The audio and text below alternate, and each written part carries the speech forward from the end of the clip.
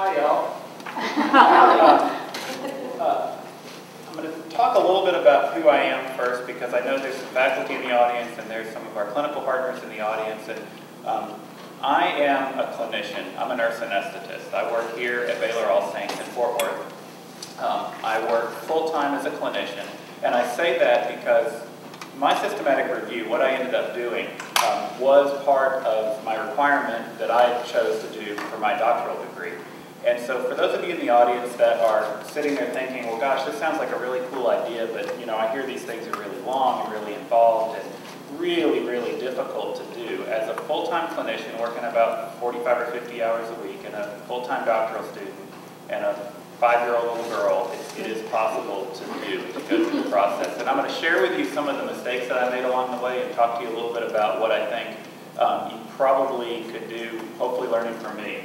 I'm going to start by telling you what my title is, and I'm going to spend a little bit of time on the background of what it is that I did and why I did what I did. Then I'm going to run through the process relatively quickly and then pose some questions for you guys at the end. So the title of mine, as it's been accepted, is Intraoperative Brain Activity Monitoring and Post-Anesthesia Care Unit Length of Stay, Systematic Review. It sounds really fancy and long and complicated, but really it's really, really simple.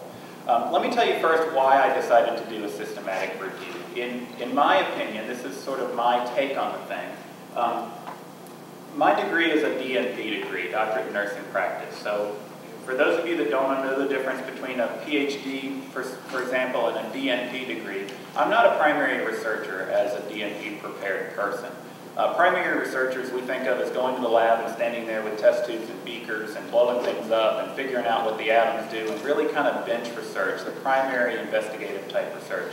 As a translational researcher, I take that information that's been produced by my PhD colleagues and I somehow translate it basically into something that's usable as, for example, myself as a nurse anesthetist or as a bedside nurse or as a dentist or a veterinarian, somebody who's on the front lines kind of interacting with the patients. How do I take all of this incredible knowledge and do something with it? And so as we talk a little bit about what a systematic review is and the process that we go through, to me it was a gold standard of translational research. That was what my degree was in, so it kind of made sense to me to do that as my project.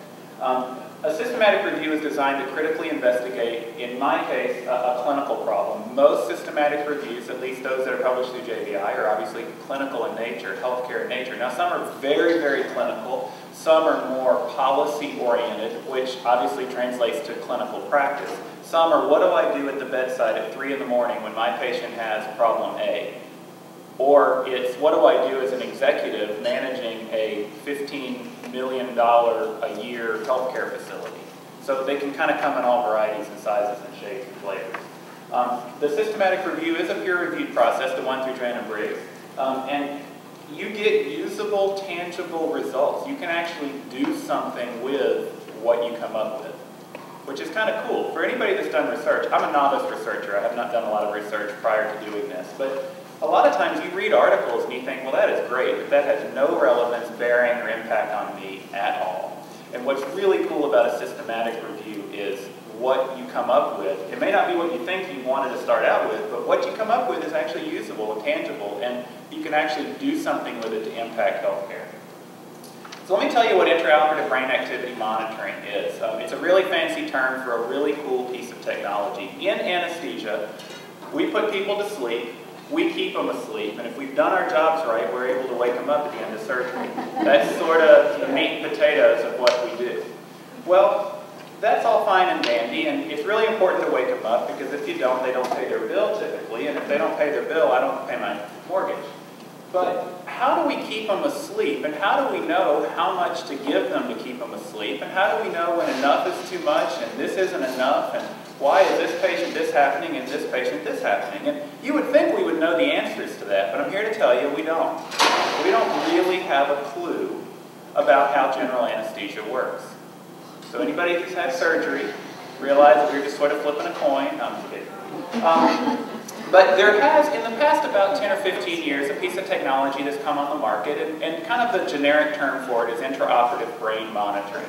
And we're all familiar as clinicians with physiologic monitors, whether it's a blood pressure, where we go to the doctor and get our blood pressure checked, or a pulse oximeter that tells you the oxygen saturation, or an EKG machine that tells you the heart rhythm, or whatever you use in your clinical practice. We're all familiar as providers as well as the lay public on what physiologic monitors are. Well, this is nothing more than another physiologic monitor, but the really cool thing about it is it's dumbed down for people like me. It's really easy to use. It's a sticker. You put it on the patient's forehead and you plug it in, and this little machine tells you a number. And it's a dimensionless, is what they call it, number from 0 to 100. Really simple, kind of a Likert scale, if you will. 1 to 10, 10 being great, 0 kind of like pulse oximetry, same concept. Well, 100 is where probably most of us are, probably not here in a minute after you're done with my talk, but most of us are awake, 98, 99, 100. It's using processed EEG signals, which are nothing more than electrical activity of the brain, and it's using this really complex, sophisticated algorithm to translate that into a number on the screen.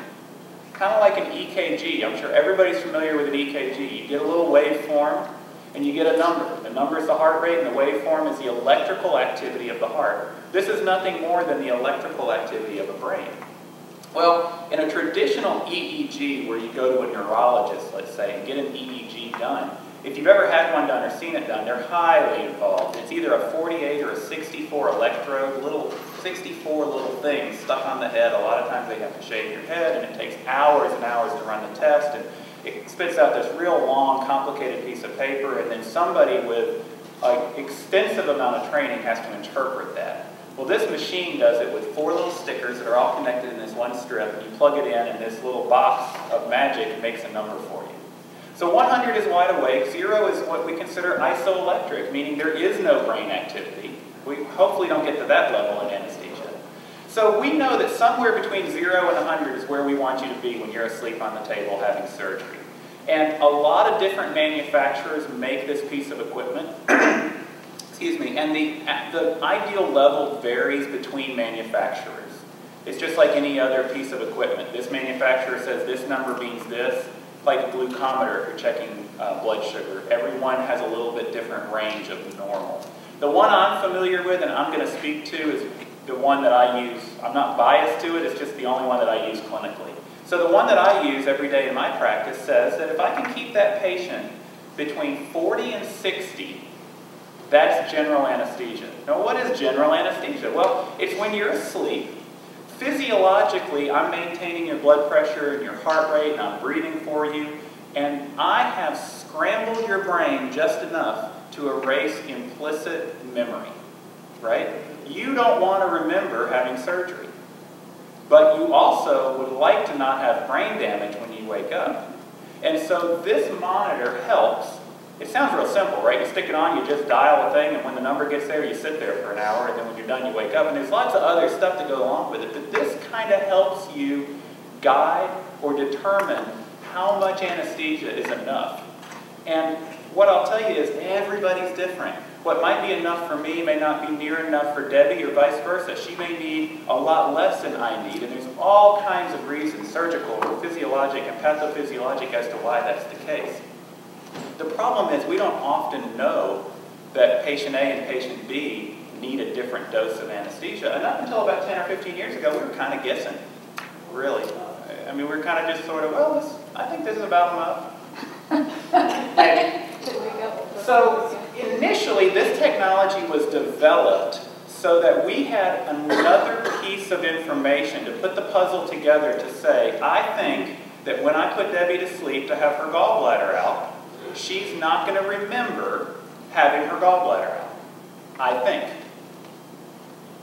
And now that I have this technology, maybe I can be a little more assured of that. In fact, one of the technologies, one of the manufacturers has actually come out and said, if you have an incidence of what's considered intraoperative recall, everybody's seen or heard of that movie Awake?